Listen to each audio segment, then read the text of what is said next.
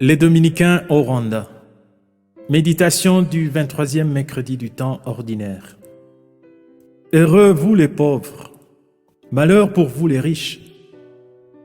Chers frères et sœurs, loué soit Jésus à jamais. En ce 23e mercredi du temps ordinaire, année liturgique A, nous entendons Jésus annoncer aux pauvres qu'ils sont heureux et aux riches qu'ils sont malheureux. Avec la compréhension humaine, on peut penser que Jésus manque de réalisme aussi bien à l'égard des pauvres qu'à l'égard des riches. Comment peut-on dire à un pauvre qu'il est heureux sans que cela apparaisse comme un cynisme?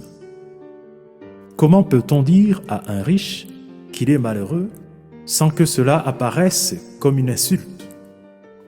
Il faut noter d'emblée que Jésus s'inscrit dans la perspective de Dieu. En effet, Jésus ne veut pas dire que la pauvreté est une bonne chose et que la richesse est mauvaise. Il veut plutôt attirer l'attention sur ce à quoi notre cœur devrait s'attacher fermement, c'est-à-dire sur Dieu lui-même. Là où est ton trésor, là aussi sera ton cœur, disait Jésus à ses disciples. Ainsi, le pauvre est heureux dans la mesure où il n'a que Dieu comme secours. Là où ses semblables l'abandonnent et où le monde devient hostile, le pauvre compte sur Dieu pour le délivrer de tout mal, et il est heureux car Dieu ne trompe ni ne déçoit. Par contre, le riche est toujours menacé de malheur, car il ne compte que sur sa richesse, laquelle peut être volée ou simplement détruite. Jésus va plus loin en évoquant le plus grand danger, à savoir la perte de l'âme. Quel avantage un homme aura-t-il à gagner le monde entier si c'est au prix de sa vie?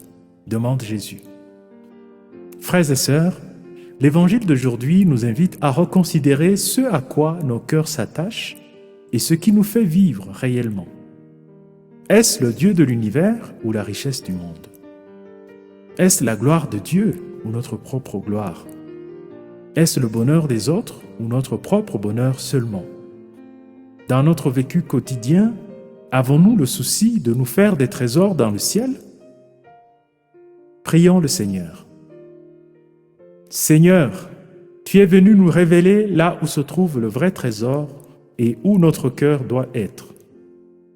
Donne-nous la claire vision de ce que nous devons faire pour avoir un trésor dans le ciel et le courage de l'accomplir. Car c'est à toi qu'appartiennent le règne, la puissance et la gloire pour les siècles des siècles. Amen.